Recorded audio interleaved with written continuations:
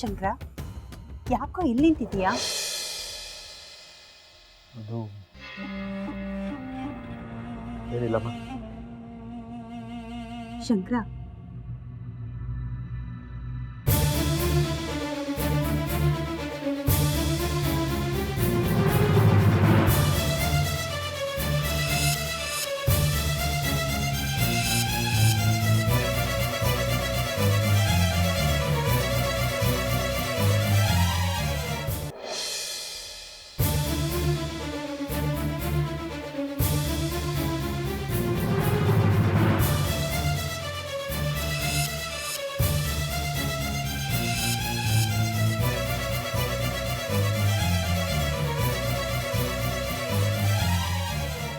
ಶಂಕರ,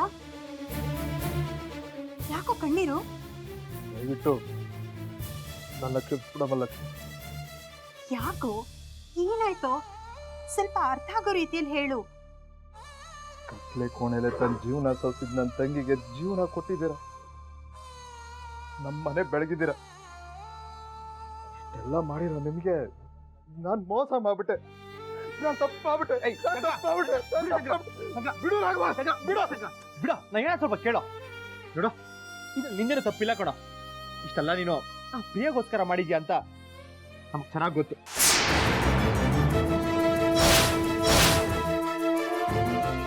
ಹೌದು ಶಂಕರ, ಪ್ರಿಯಾನ ನೀನು ದೇವಸ್ಥಾನದ ಹತ್ರ ಮೀಟ್ ಮಾಡಿದ್ದು, ಅವ್ನು ಕೆನ್ನೆಗೆ ಹೊಡೆದಿದ್ದು, ಇದೆಲ್ಲ ನಮ್ಮ ತಂಗಿಗೆ ಇಷ್ಟ ಇಲ್ಲ ಅಂತ ಹೇಳಿದ್ದು ಎಲ್ಲ ನಮಗ್ ಗೊತ್ತು.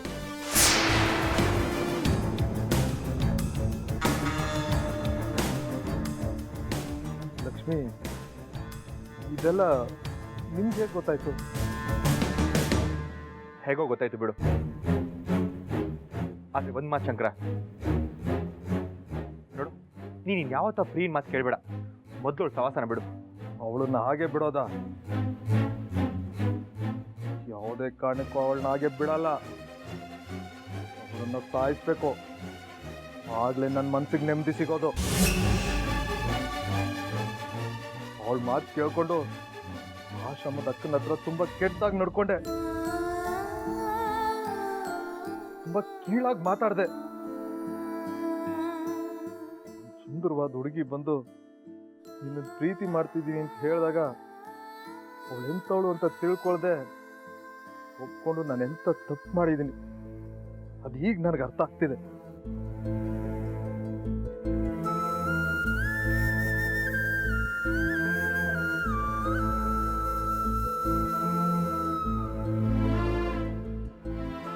ನಾನು ಮಾಡಿರೋ ತಪ್ಪು ನಾನು ನೆನಪಿಸ್ಕೊಂಡ್ರೆ ನನಗೆ ಅಸಹ್ಯ ಆಗುತ್ತೆ.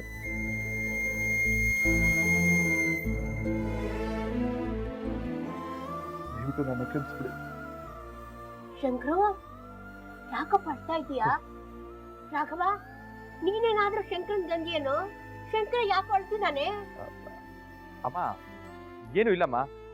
ಅದು ಶಂಕರ ಊರಿಗೆ ಹೋಗ್ತಿದ್ದಾನಲ್ಲ, ತಂಗಿನ ಬಿಟ್ಟು ಹೋಗ್ತಿದ್ದೀನಿ ಅಂತ ಅಳ್ತಿದ್ದಾನಷ್ಟೇ. ಅಯ್ಯೋ ಹುಚ್ಚಪ್ಪ, ಇಷ್ಟಕ್ಕೆಲ್ಲ ಅಳ್ತಾರೇನು? ಈಗ ಅವಳು ನಮ್ಮನೆ ಹುಡುಗಿ, ನಾವೆಲ್ಲ ಇದ್ದೀವಿ, ನಾವು ಅವಳನ್ನ ಚೆನ್ನಾಗಿ ನೋಡ್ಕೋತೀವಿ. ನೀನೇನು ಯೋಚನೆ ಮಾಡ್ಬೇಡ. ನಾನು ಅದನ್ನೇ ಹೇಳಿ ಸಮಾಧಾನ ಮಾಡ್ತಿದ್ದೀನಮ್ಮ. ಶಂಕರ, ತಂಗಿನ ಬಿಟ್ಟು ಇರೋಕ್ಕಾಗ್ಲಿಲ್ಲ ಅಂದ್ರೆ ನೀನು ಇಲ್ಲೇ ನಮ್ ಜೊತೆಯಲ್ಲೇ ಇದ್ಬಿಡು.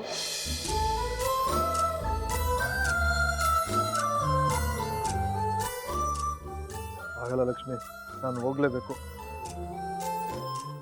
ಶಂಕರು, ಹೆಣ್ಣಾಗಿ ಹುಟ್ಟಿದ ಮೇಲೆ ಅವಳು ತವ್ರ ಮನೆ ಬಿಟ್ಟು ಒಂದಲ್ಲ ಒಂದು ದಿನ ಗಂಡನ ಮನೆಗೆ ಹೋಗ್ಲೇಬೇಕು. ಇದು ಪ್ರಕೃತಿ ನಿಯಮ. ಇಷ್ಟು ದೊಡ್ಡವನಾಗಿ ಬೆಳೆದಿದ್ರು ಇನ್ನೂ ಮಗು ತರ ಆಡ್ತಾ ಇದೆಯಲ್ಲೋ. ಲಕ್ಷ್ಮಿ ಹೇಳ್ದಾಗೆ ನೀನು ನಮ್ಮನೆಲ್ಲೇ ಇದ್ಬಿಡು. ಅಯ್ಯೋ ಇಲ್ಲಮ್ಮ, ನಾನು ಹೋಗ್ಲೇಬೇಕು. ಸರಿಯಪ್ಪ, ಊಟ ಮಾಡ್ಕೊಂಡು ಹೋಗು. ಲಕ್ಷ್ಮಿ, ಊಟದ ವ್ಯವಸ್ಥೆ ಮಾಡಮ್ಮ. ಸರಿಮ್ಮ. ಸರಿ, ನಾನಿನ್ನು ಹೊರಡ್ತೀನಿ. ಏ ಶಂಕರ, ಊಟ ಮಾಡ್ಕೊಂಡು ಹೋಗು. ಬೇಡ, ನಾವು ಹೊರಡ್ತೀನಿ.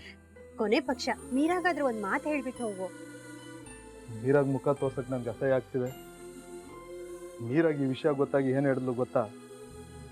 ಇಷ್ಟು ದಿನ ನನ್ನ ಮದುವೆ ಆಗದೆ ನೀನು ದುಃಖ ಪಡ್ತಿದ್ದೆ, ಆದರೆ ಇವರು ನನ್ನನ್ನು ಕತ್ಲೆ ಕೋಣೆಯಿಂದ ಹೊರಗಡೆ ಕರ್ಕೊಂಬಂದು ಹೊಸ ಜೀವನ ಕೊಟ್ಟಿದ್ದಾರೆ. ಇಂಥ ಒಳ್ಳೆ ಕುಟುಂಬಕ್ಕೆ ಮೋಸ ಮಾಡಕ್ಕೆ ನಿನ್ಗೆ ಹೇಗೆ ಮನ್ಸು ಬಂತು ಅಂತ ಕೇಳಿದ್ಲು.